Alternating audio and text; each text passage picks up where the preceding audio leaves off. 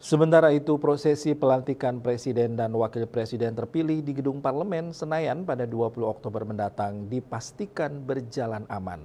Kepala Staf TNI Angkatan Darat, Kasat Jenderal TNI Maruli Simanjuntak memastikan hal itu, seperti dikutip dari kantor berita Antara.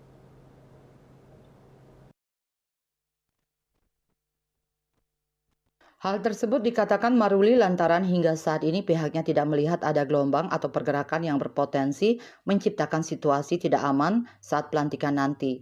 Menurut Maruli, pihaknya hanya akan melakukan pengamanan normal selama proses pelantikan berlangsung. Dia pun tidak menyebut berapa jumlah personel yang akan dikerahkan untuk proses pengamanan tersebut. Tidak hanya pengamanan di gedung parlemen saja, Maruli memastikan jajarannya juga akan melakukan pengamanan selama proses di istana saat prosesi pisah sambut Presiden RI. Sebelumnya, Presiden dan Wakil Presiden terpilih Prabowo Subianto dan Gibran Rakabuming Raka akan dilantik menjadi Presiden dan Wakil Presiden pada Minggu 20 Oktober mendatang. Prosesi pelantikan itu akan digelar di gedung DPR dan MPR serta disaksikan oleh seluruh anggota legislatif.